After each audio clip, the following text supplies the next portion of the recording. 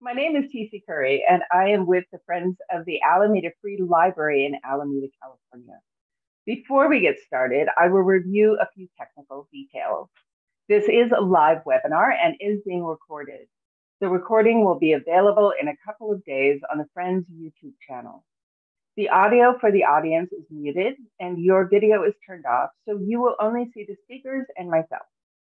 Please use the chat to introduce yourself, tell us where you are zooming in from, and we will answer questions towards the end of the program, so drop any questions you have into the chat at any time during the program. We do monitor the chat and ask that all participants act with respect in their comments. Before we get going, I want to tell you about the Friends of the Alameda Free Library. We are a nonprofit organization that raises funds and advocates for our outstanding public library in the lovely city of Alameda, California. These Friends at Home events are free, but you won't be surprised to learn that we appreciate donations. Thanks to our supporters for their ongoing donations so that we can continue to honor our commitments to the library and to support events both online and in person. We ask that you consider a donation to the Friends in any amount that is comfortable for you because everything helps. You can give via our website at alamedafriends.com or use the link you will see in the chat. Now, on to the program. You are not expected to understand this. 26 lines of code that change the world is an archaeology of the digital age. We live with computer code in every aspect of our online lives, from social media, taking photographs, making purchases, driving our cars, and countless other activities, both seen and unseen. And all computer code is the result of very human decisions. Everything from law enforcement to space exploration relies on code written by people who, at the time, made choices and assumptions that have long-lasting and profound implications for society. This book covers a host of topics, such as how university databases were programmed long ago to only accept two genders, what the person who programmed the very first pop-up ad was thinking at the time, and the first computer worm, the Bitcoin white paper, and perhaps the most famous 7 words in Unix history: you are not expected to understand it. Tori Bosch is currently the first opinion editor at STAT, an online magazine about the intersection of medicine and technology. She was previously the editor of Future Tense, a collaboration between Slate Magazine, Arizona State University, and New America that covers the intersection of technology, policy, and society. She also founded the State of Mind, a Slate ASU partnership dedicated to mental health, and was a lecturer and editor in residence at ASU's Walter Cronkite School of Journalism and Mass Communication. She is the editor of You Are Not Expected to Understand This: How 26 Lines of Code Changed the World. Tori will be joined later in this conversation by David Castle, who wrote the book's title essay. David has been writing about technology since the beginning of the internet, with articles appearing everywhere from CNN and the Wall Street Journal's website to popular tech news sites like Wired, Gizmodo, and Salon. Since 2015, he has been a contributing writer for The New Stack, covering the culture of technology and the ways it intersects the broader popular culture, while also dabbling in computer programming and app development. And full disclosure, as of last September, David is also my husband. By the way, we are putting a link to the book in the chat where you can purchase it from our local bookstore, Books Inc. So welcome to Tori and David, and we're going to start with Tori. So welcome. And can you start by reading a passage from the book's introduction? Well, first, I'd like to say thank you so much for having me. It's really exciting to be with you all today. And yes, I will hop right into a Titan version of an excerpt from the introduction. In high school in the late 90s, I took my first and only coding class, a course on C++. In that class, I encountered all of the problems you hear about when it comes to girls in programming. The only girl in the class, I was coming to the subject cold. Though the course technically had no prerequisites, every other student had a working understanding of coding. Many of them had learned from their fathers. From the first assignment, I flailed. I eked out an A, but helped along by the boys who would spot problems in my code and tell me how to fix them. But I never really understood what I was doing. I've always wondered if my teacher, a woman, was frustrated with me for making women and girls in STEM look bad. Before going into that C++ class, I had thought of programming as something simple and straightforward. You tell a computer what to do and it executes. But that class demonstrated on a very small and annoying scale that telling a computer what to do inherently requires messy human thinking. And thinking about these issues was fascinating. Coding was not for me, perhaps, but thinking about it was. That's the idea behind this book, that we should all think a little more about code, because code has in infinite ways changed how we live in the world, for better, worse, or somewhere in between. And behind the code, of course, are people. People who make decisions, make mistakes, make assumptions, take brilliant chances, and take shortcuts, with major and sometimes unintended ramifications. The 26 essays in this book, written by technologists, historians, journalists, academics, and sometimes the coders themselves, tell the stories of people writing code that is by turns brilliant, funny, sloppy, and short-sighted. The essays show us how code works, or how sometimes it doesn't work, owing in no small way to the people behind it. Thank you.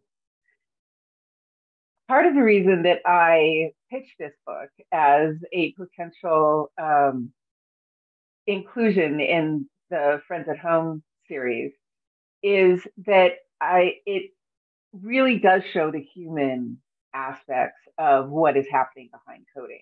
And I've got 25 years of coding experience myself from back in the day. And it's the community often wants to make it a lot more mysterious and a lot less accessible to people outside the tech community than it actually is in a lot of cases. So can you tell us a bit about how this book came about? Absolutely. And I would say I absolutely agree with that. As someone who is non-technical, you know far more about code. Everyone probably knows far more about code itself than I do. But I really do enjoy that kind of thinking about the way technology affects all of us. And I don't think you need to know how to code to think about how code affects us. And that was really the goal here. So this book came out actually of a project that first ran on Slate magazine back in 2019. And that was a project sort of inspired by my then colleague, Loan Liu, who was the deputy editor at Slate and is now an editor at the New York Times. And he proposed, after reading about the Boeing coding error that contributed to 2 terrible plane crashes, that we should do a big roundup of a whole bunch of consequential mistakes, and tiny mistakes in small lines of code that ended up having big ramifications. And I thought that sounded like a great idea, so I volunteered to spearhead it. And the way we went about that was actually I sent out surveys to almost 200 people working in technology. So coders, historians of technology, journalists, activists, and all sorts of other people affiliated with code in some way. And I asked them to name some really influential mistakes and tiny decisions in lines of code that had big ramifications. And very quickly, the technologists and other people I surveyed told me that I was taking a not great approach to this. And their point, and they were blunt as technologists often tend to be, their point was that ultimately, if you're just rounding up small mistakes that had big consequences, you're not really saying that much, right? It's ultimately, while the mistakes might have different consequences, the big idea is still the same, right? The big idea is a small mistake can have a big impact. And ultimately, that's not actually that interesting. It can be overwhelming to see all of them together, but it's not that illuminating. And so based on that response, we ended up changing the tack a bit. And so we decided to define code in a much more kind of figurative way. So instead, or lines of code at least. So instead of saying, we're only going to look at small lines of code and find the error, we're going to think more holistically. We're going to define lines of code to include pieces of software, for instance, or whole coding languages, or the first punch card from 1725 by a French weaver. And once we opened it up more, people started responding, the experts started responding, and eventually we came up with a very long list of 33 lines of code that ran on Slate in November of 2019. And that did really well. And, you know, as anyone who's ever read a list online knows, the real point there is not to define anything definitive, the best songs, the worst movies.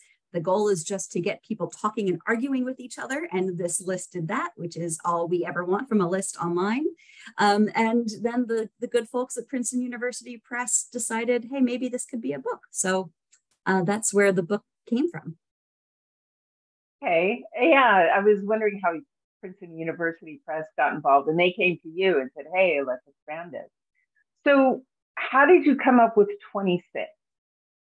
So once we decided that we were going to take the original list of 33 from Slate, which really arbitrary number, what we were really going for there, both on the Slate list and then in the book list, was just trying to be, you know, really diverse in our thinking about kinds of code. So we really wanted to make sure that we had a mixture of the highly technical, the far less technical, the consumer technology, cybersecurity, you know, equity issues, business issues. We wanted to make sure that we were taking a really broad look, because the goal, again, is to sort of demonstrate to people who might not think about these issues deeply on a regular basis, you know, just how much coding decisions affect all aspects of our lives. So I don't think we necessarily were aiming for 26. You know, there's nothing magical about that number, but, you know, we took that list of 33 lines of code, found the ones we thought, and so those lists that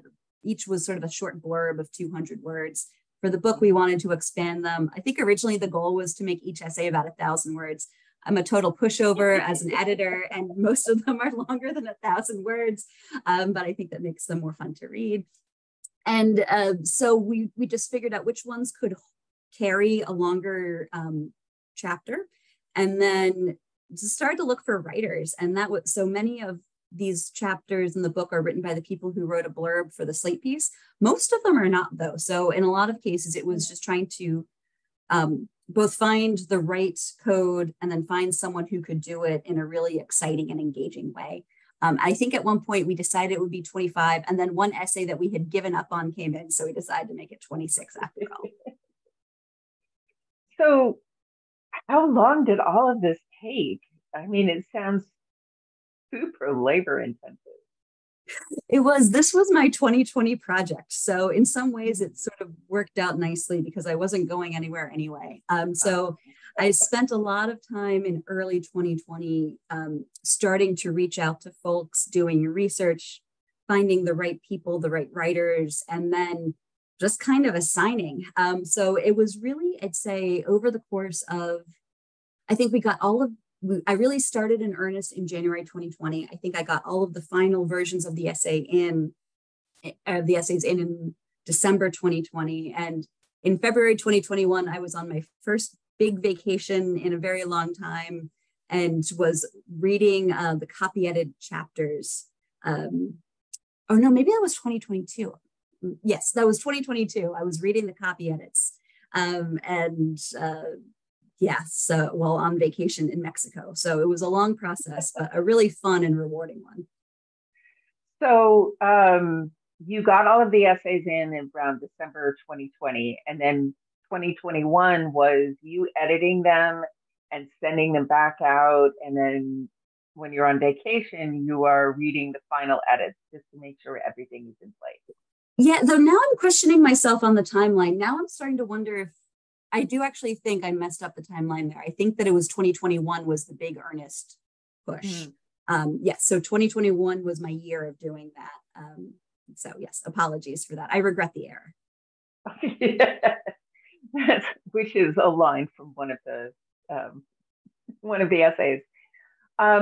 So the book was actually published November 2023. So, and I love these craft questions because a lot of people think, oh, you write a book and poof, there's a book. So you got the final edits in 2021. And then so it's another 11 months before, or how many months before the book was actually published? Yes, so sorry, I've confused the timeline so much. My apologies. I think I got the final versions of all the essays in late 2021. February 2022, I was reading the copy edited versions on vacation in Mexico. And then November 2022, it came out. So about 8 months ago at this point. Okay. That's a lot of work.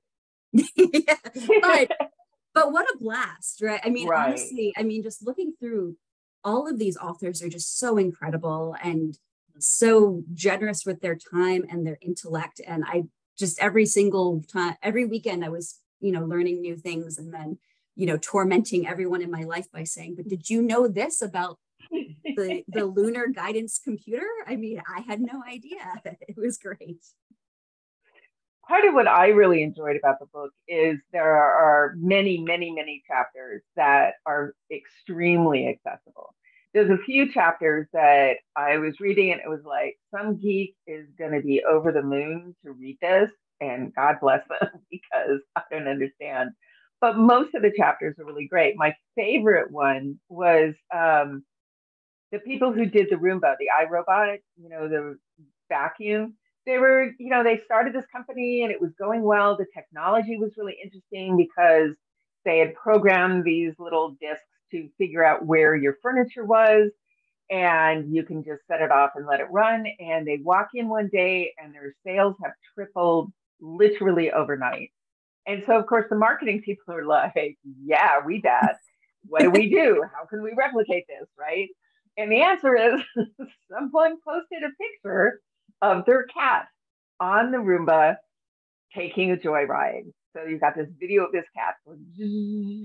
And of course, cats and the internet, and so people was like, oh my God, my cat has to ride one of these. And so it went off. So sadly for the marketing team, it was not really replicable, but, just a really fun story. And the story of the Facebook, what is now the Facebook like button, one of the engineers who was on that team writes very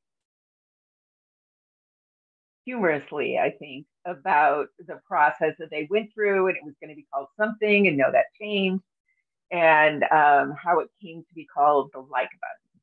And that has certainly changed social media as we know it.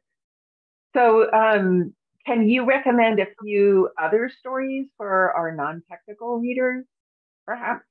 Absolutely, yeah. So the Roomba chapter is a delight. That's written by Lowen Liu, whose idea led to the whole book. So huge credit, as always, to Lowen, who's a remarkable writer and journalist and storyteller.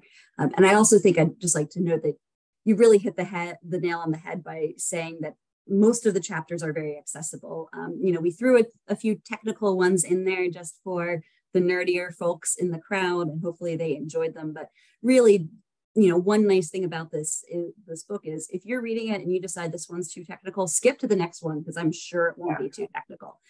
They're all very, very narrative driven, even the more technical ones. Mm-hmm. And the other one you mentioned, because I want to give credit to all of the authors. So the other one you mentioned, the Facebook like, is by Willa Remus, who is a reporter at the Washington Post and another former colleague of mine from Slate, and just a beautiful writer and very funny thinker. Some of my other favorite ones, it's so hard to pick. It's a little bit like choosing your favorite child or something. Right.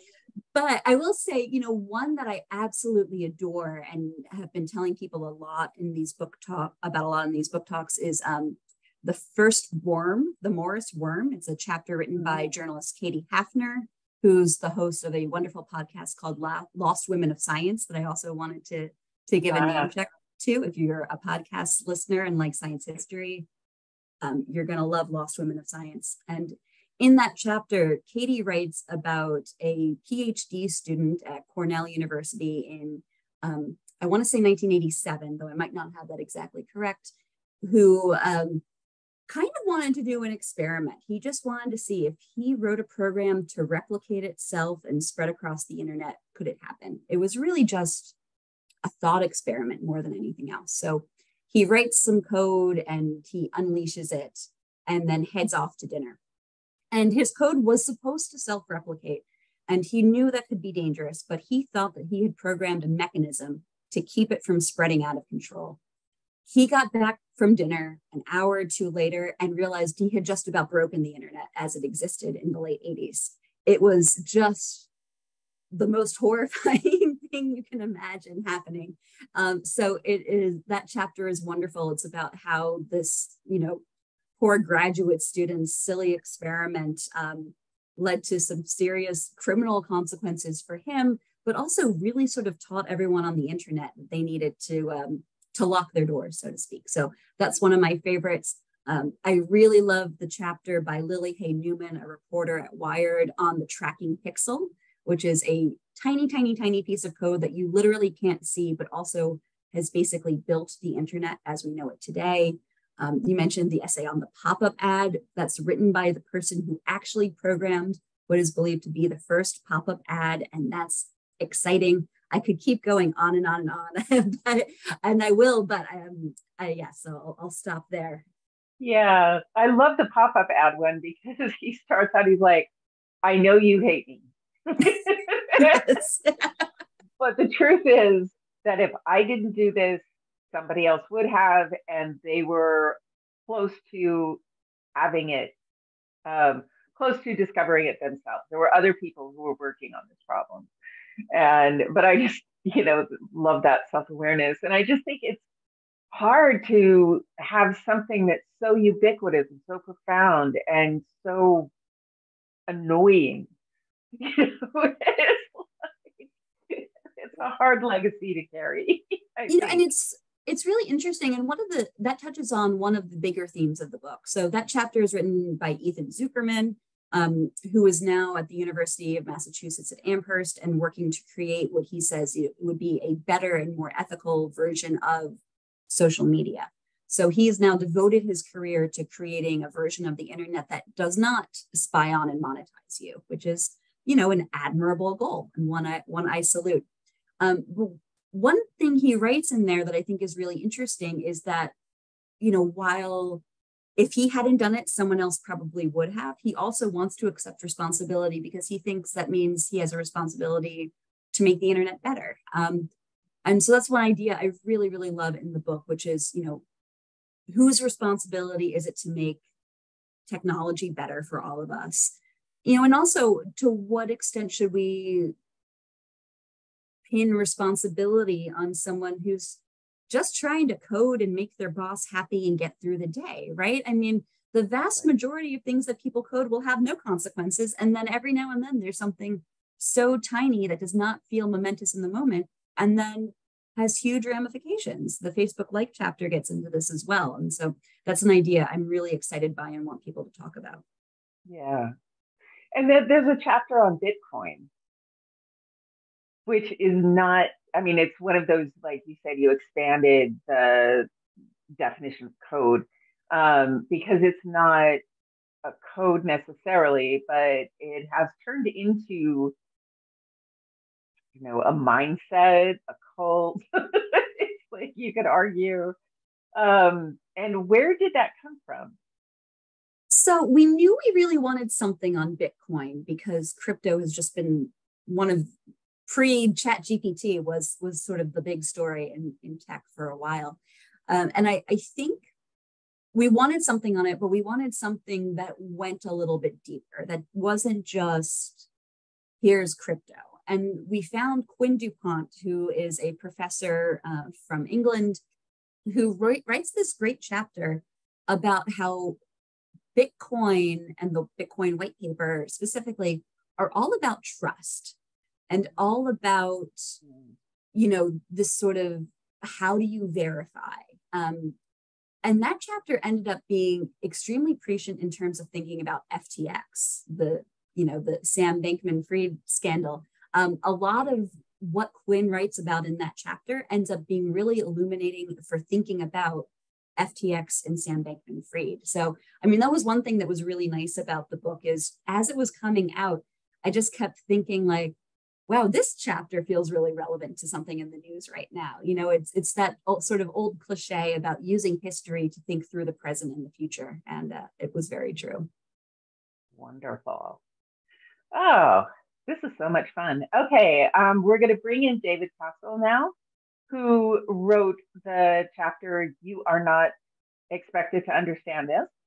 And so if you could start, David, welcome. If you could start by reading a passage from your chapter. Yeah, I've got that here on my laptop. I'm going to do what Tori did. I've sort of created a sort of condensed version of the whole chapter. I've got the very first sentence of the chapter, and then I kind of skip ahead to the part where the title of the book came from. And then I'm going to jump ahead to sort of the grand finale, the end of the chapter. Awesome. So, yeah. The first line of the chapter is, it all started in 1975 with a routine chunk of code for the 6th edition of the Unix operating system. But what's most beloved about this code is a simple explanatory comment that accompanied it. The Unix operating system programmer at Bell Labs had written, "You were not expected to understand this." Now, normally comments are pretty prosaic. Programmers are taught to include comments offering succinct explanations for what their code is accomplishing as a way to help future readers of the code make sense of what's happening. Sometimes that future programmer might even be the person who originally wrote the code, now confronted with their own work years later and expected to make sense of it. My friend Brian Tanaka, a longtime programmer now working as a manager at Apple, once told me that he'd always thought of comments as notes to future Brian. But those 7 words from 1975 would live on for decades. Instead of warning off readers, the enigmatic comment intrigued them, becoming famous in its own right, and possibly for all the wrong reasons. An accidental icon, resonating with its unseen audience for the way it seemed to capture an all too familiar reality from every coder's world of intense technical complexity. At a 2016 tech conference, systems researcher Arun Thomas agreed that the comment had attained a kind of cult following among programmers. He said, you started seeing people wearing sweatshirts and t-shirts and baby onesies that said, "You were not expected to understand this." It was an expression of pride, of technical mastery. And jumping ahead to the end of the chapter, I said, there's an important meta message hidden in these silent libraries of intellectual endeavors where moments for sharing are nonetheless baked into the process. And that message is that it's people who write programs. And more importantly, that communities of people will maintain and preserve them. The stereotype of a lone genius hacking away has become an outdated pop culture artifact in today's world of massive coding collaborations. Yet while code is written collectively, it's a community that's rarely seen, though often felt. And every comment is an implicit acknowledgement of that community and of all the careful caretakers who may someday be revisiting your code. And I was going to tell Tori that I think in one of the early drafts of this chapter, there was one more sentence. So it had ended, every comment is an implicit acknowledgement of that community and of all the careful caretakers who may someday be revisiting your code, even if you're not expected to understand it. I'm sorry for the edit. My job is to kill every writer's favorite line. I was teasing Tori last night and saying that I was going to read the original version tonight, but I actually went back and read it, and I do like the edited version much better. I think the only thing better than being a writer is being a writer who has a really good editor who can take what you write and polish it up and make it shine and make it sing. Absolutely. it was really wonderful to be a part of this project. I mean, I was always aware that I was just one of 26 writers, and Tori at one point sent me the chapter headings, and so I could see what the other chapters were going to be about. And so the big day finally came when the book came out, and I finally got to read the other 25 chapters. And I mean, I felt like I was in good company. I think everybody probably felt the same way, that we suddenly, that was a day that we all realized that we had all been part of something really, really special, a wonderful project. And the 26 chapters really came together to create this wonderful mosaic of you know, not just the world of programming, but you know, the world we live in, the society of today, and how it's affected by the sort of unseen technological underpinning. So it was really a wonderful book, and I was thrilled to read it. Well, can you talk a little bit about, since we're here in the craft portion, of your experience? I mean, we've heard Tori talk about how, as an editor, she did it, but as a writer, what was your experience? It's like, how did you find the project? Yeah, that's a funny story. I mean, the short answer is a programmer told me, but there's sort of a longer answer. I mean, one day I hopped on the. I'm sorry, the project itself, the book. How did you find your way to the book? Yeah. Well, I published an article about the comment, and that was probably in early 2017. And I write one article a week for this technology news website called the News Stack, which is mostly about cloud computing, which I don't know very much about. But they say, well, tell you what, for Sundays, we're going to have like one feature that's more about the history of technology, or maybe somebody did something funny in their garage. And so you can write that one feature on Sundays. So ever since 2015, I've been writing an article that runs every Sunday at thenewsstack.io. And in January 2017, they had sent me to a conference in San Francisco, and I had written an article about a talk that Arun Thomas, the programmer, had given about where this comment had come from. And so I published the article, and then, you know, the clock goes by. The next week I wrote another article, and another one after that. Weeks and weeks and months and years go by. It was 4 years later. We'd been in lockdowns for about a year, and I got an email from Tori. I mean, you were given that timeline. I mean, now wait a minute, because I found that email last night. I looked it up, and I think I got my email from Tori in early 2021, like maybe January, February. And so yes. I'm wondering if maybe you talked to the other programmers before me, or the other writers before me, and maybe I was one of the last ones on the list. No, I realized as I was telling TC my timeline that I had skipped a whole year because COVID set us back between when we first started talking and when we got underway. So yes, 2021 is when we got really underway. And so as we had, if I may jump in, as we had started talking about the book and what code to feature in the book, I went back to the original survey that we did of those 200 technologists of what code should we include. And someone had said, you should write about comments, and specifically, you are not expected to understand this. And I thought that that sounded like a great idea. I just had no idea who could write it. And then, you know, I did some research, I did some Googling, and I found this wonderful article in the News Stack by this guy named David Castle. And I was like, I think this guy could tell us all about You're Not Expected to Understand This and its role in programming.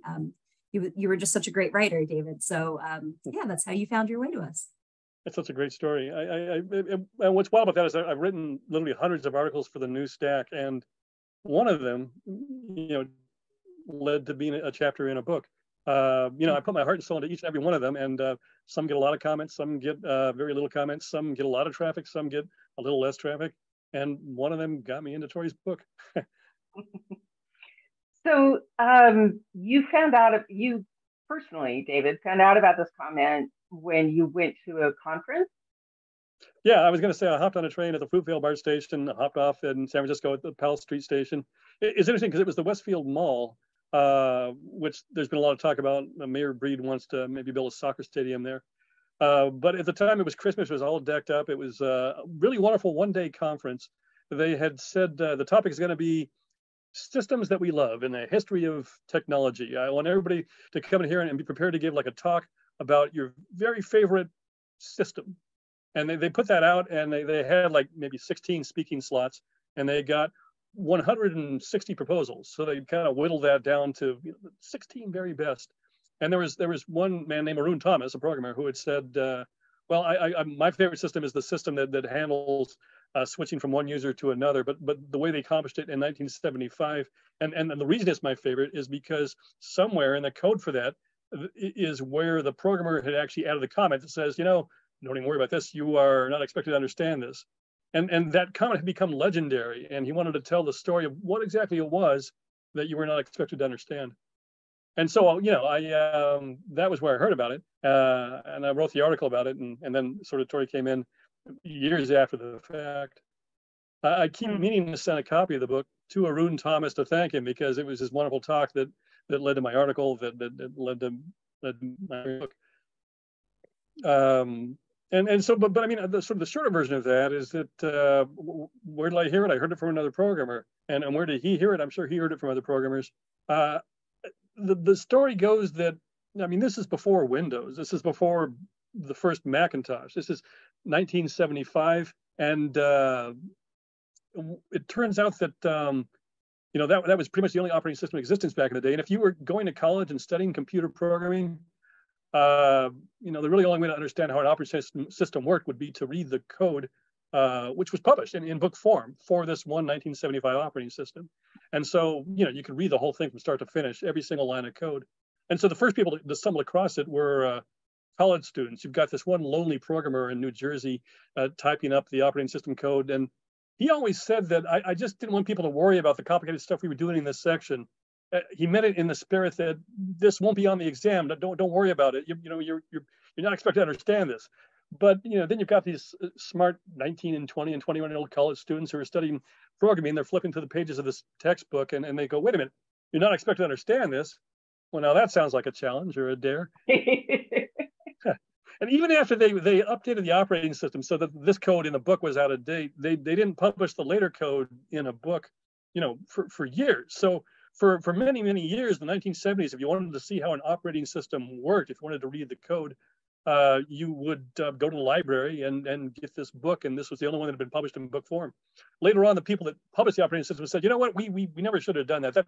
That's supposed to be proprietary. We are no longer going to let people see the code or read the book. We're not going to publish the book."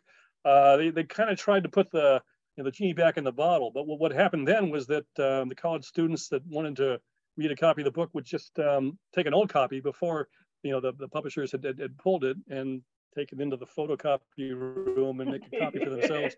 So much so that later copies of the book actually had on the cover a picture of two college students photocopying that very book. One of the reviews said this book brings back fond memories for many people of the feel of the smell of toner and the feeling of illicitness. And so it was kind of a forbidden code for a while. And so as you're reading through this photocopy of this forbidden code, you come across, wait, you're not expected to. So it was literally sort of emerged from the very bottom level of college students reading computer code. And it sort of found its way into the community of people who went on to become professional programmers.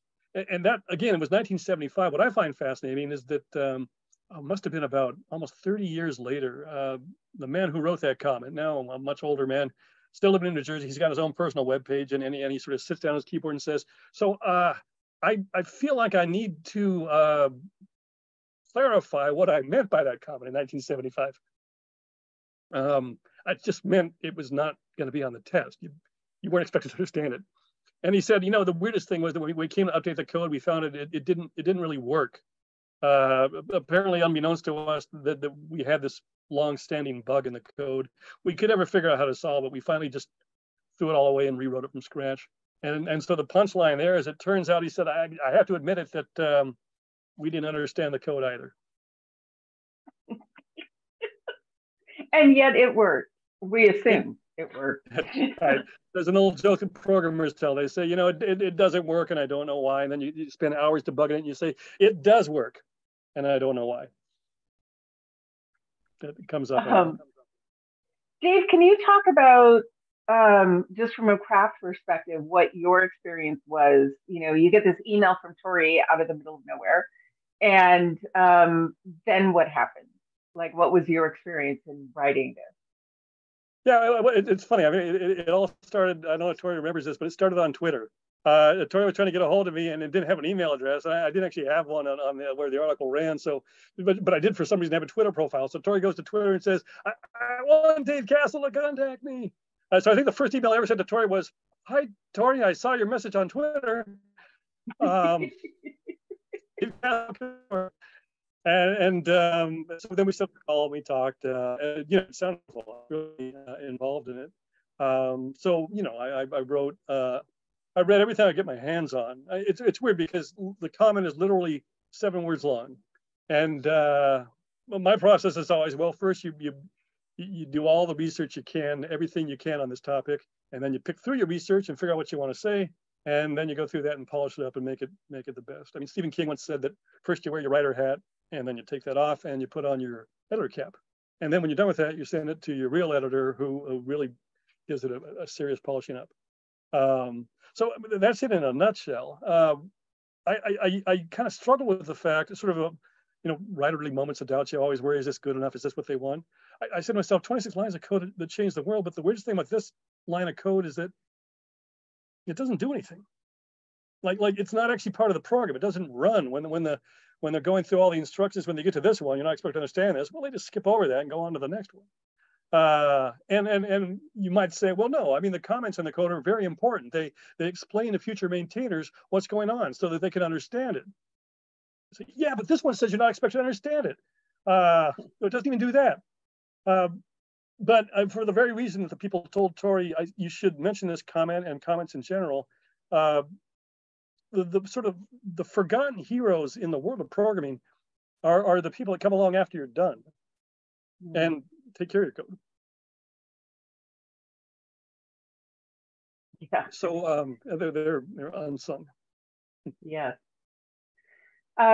So you wrote the article, then it went through like how many rounds of edits before you finally finalized it, and then it showed up in the book? Tori probably knows more about that than I do. It went back and forth. I was telling TC tonight, I first there was the first draft, and then some changes, and then that went back. There was maybe a second draft and a third draft, and then we went over the references, the footnotes, and then there was a conversation about what illustration do you want for the chapter, and so we picked out a really nice illustration, and then we needed a biography about the author, and so we did that. And I said to TC, it seemed like a lot of emails, but then you got to remember that Tori did that like 26 times. Yeah. Right. Tori was saying the other day that it took her 2.5 years of her life to get the book from start to finish. If you go with day one, the day it came out. I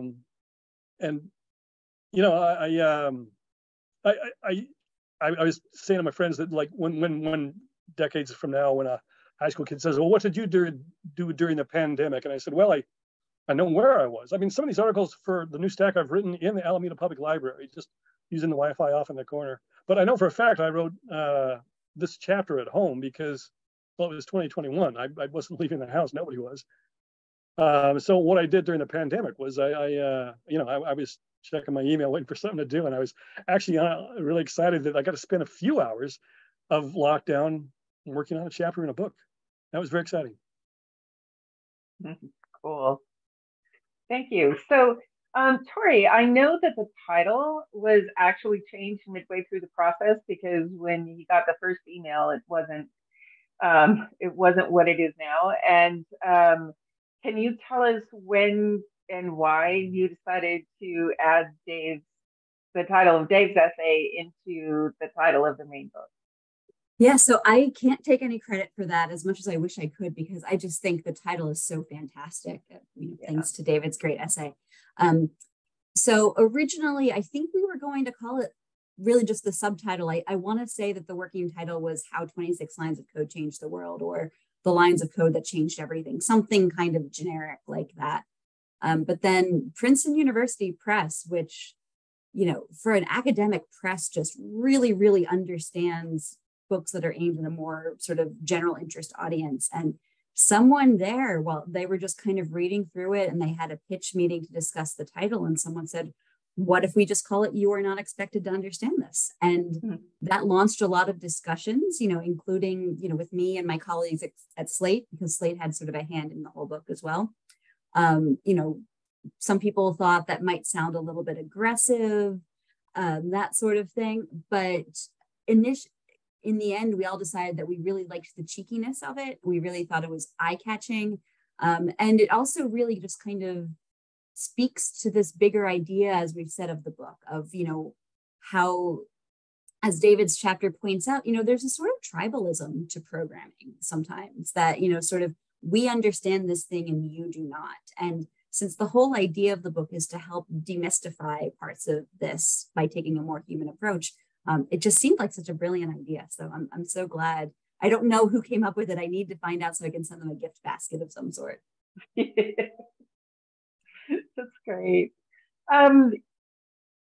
Will there be a you are not expected to understand this too? Are there more lines of code that, like, as you went through this process, it's like, oh my God, I should have included this, I should have included that, I should have included something else? Is that in the future? I would love to do that. I think it's not immediately in the future, but certainly we have, I still have the database somewhere of the 150 or something lines that the 200 people we surveyed suggested, and many of which were way too arcane, but maybe we should have a second version that's more like, now you understand a little, so here we're going to challenge you further. You could call it, you are expected to understand this. You better understand this. Right. Before we go to the audience questions, and I want to say to the audience, if you have questions, please drop them into the chat. Can you both share what you are working on now, if you have any fun projects going on? I'll let Tori go first. Yeah, so I've had a little bit of a career change since the book came out. I'm now, as TC said during the bio section, working for STAT, which is a life sciences publication owned by the Boston Globe. So that's been a blast, going from being a dilettante in the tech world to being a dilettante in the medical world. I'm learning a lot and really enjoying it. The other thing I would like to shout out just for fun that I did earlier this year is I wrote a short piece of science fiction for a series that Slate runs called Future Tense Fiction. I wrote a story called Big Feet. It's about genetic engineering and Bigfoot and scientific ethics. And it's a lot of fun. If you are looking for a 5,000 word story to read on Bigfoot this weekend, Big Feet is the one for you. Cool. David? Hey, Tori, I hope you don't mind my asking, but you moved from writing about tech to writing about healthcare and medicine. You probably get this question a lot, but I'm super curious. Does that mean you don't love tech anymore, or was this just an offer that's too good to turn down? I think I was getting scared of worrying about the future all the time, so I decided to try something a little scary in a different way. But there's still definitely a very heavy tech emphasis. Certainly with artificial intelligence. Lots of health tech, lots of bioengineering and genetic ethics. So I'm still have at least a half foot in the world, which I appreciate. It's like a different kind of tech. Yeah, go ahead. No, go ahead. Well, I was just going to say that you were asking me what I was going to do, and the funny thing is, I'm doing the exact same thing I was doing in 2015. Every week, the folks at the New Stack want a sort of a funny feature or an interesting technology feature that runs on Sunday mornings at 6 a.m. And so I was writing those in 2015, and I'm still writing those. I'll be doing that, hopefully, for years to come. When the lockdowns came and the pandemic came, and everyone had to just start working from home and working on their laptop, I said, well, wait a minute, I'm already doing that. I mean, there was one time in 2016 where, my wife and I just said, if we're just working on a laptop anyways, we don't have to do it here. So we sublet our apartment and just took our laptops on the road and worked on the road for 6 months. Went to 24 states, went around the USA. And I just kept on doing the same work on my laptop that I was doing at home, but doing it in Memphis and New Orleans. And, one day I closed the laptop and went to the Grand Canyon. So it was just, the trip of a lifetime. One of the few things you can do as a remote worker. That's better than going into the office. And so I've been doing that since 2015. I was doing that when the pandemic came. I was doing it after the pandemic came. I'm still doing it. I'm writing an article on my laptop that runs once a week at the New Stack. Cool. So the first question is this going to be available as an ebook or on Kindle format? It is available as a Kindle book. So yes, it should be available on Amazon. And it looks like someone said in the chat that it's even available on Libby at the Alameda Library. So that's great. Cool. And I'm sorry, I scrolled past the name, but someone said that the words programmer and coder have been used, and they were asking what the difference is between them, or are they used interchangeably? So I'd be curious to hear what David thinks about this as someone who's more technical than I am. I use it interchangeably, and the book uses it interchangeably. I will say that one of my sort of tics as an editor is to try to make people mix up their word choice all the time so that you're not using the same word over and over. So because if you say programmer 3 times in 3 sentences, it just starts to feel a little bit weighted down. So I just like to mix up the language. So to me, they're the same. It's funny, I was going to say the exact same thing. I'd be curious to hear what Tori has to say about this as a professional editor, but I think they're interchangeable. I mean, at the end of the day, it's instructions for the computer to do a thing. And the instructions are sometimes called code, and they're sometimes called a program. So the person that writes it is a coder or a programmer. At the end of the day, you're just telling the thing to do this other thing that you want it to do. Coder or programmer, I think they're the same thing. You could have called the book 26 Programs That Changed the World, I guess. My understanding of the difference is that a coder writes the physical code, and a programmer can sometimes write code, but often, especially as we move into cloud technology, where there are blocks that people move and they use the blocks to create programs. So a programmer is a person who takes blocks of code and creates a program. The end result is similar, but it's a very technical difference. So from earlier, okay, somebody said, I especially like the chapter on the JPEG file format. I learned a lot about something I use all the time, and also the fact that it helped solve a crime in Scotland that appealed to me. So what crime did it solve for the other people? So it's a sad story. This Professor Hani Farid, who wrote the chapter, got a call from a detective in Scotland saying that they were investigating child sexual abuse material, and they needed an expert in JPEGs to help them sort of be able to understand, to help nail the criminal. And Hani, by describing them for them, by walking them through the technology, was able to help get a conviction, which is fantastic. And I mean, that's one thing I really like about that chapter is it's very technical in a lot of places. I can't explain the JPEG to anybody. I mean, I can read it and understand it, but I can't then kind of explain it myself. My brain's just not that technical. But, the fact that Hani was able to kind of draw that parallel, to explain the technical and then also really succinctly explain what it had to do with people's lives, I thought was just so spectacular. It's just a really well done chapter, I think. I think they're all well done chapters. It's a really fabulous read. So Tori, did you know these authors that contributed before the book? And you talked a little bit about this, but how did you find them, or did they find you? So I would say I knew about half of them before. Probably about half of them are folks who had written for me when I was the Future Tense editor at Slate. And so many of them are professors, historians, journalists, so 4 of them actually were my colleagues at Slate at one point or another: Lowen Liu, Elena Batella, Willa Remus, and Lily Hay Newman. So many of them I had worked with before.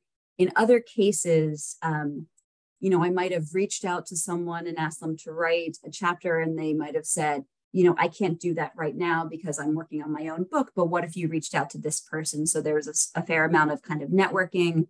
And then, as David's example shows, a fair amount of Googling, who's written a great book, a really readable book on the same topic, or a really great article on something similar. So that was really wonderful to have the experience of both working with a lot of people I really admire and respect and have worked with before, and then also getting to meet some new fantastic writers. Great. Okay, Cynthia Rose, and this is an interesting question. How does AI intersect with coding, and what might the ramifications be?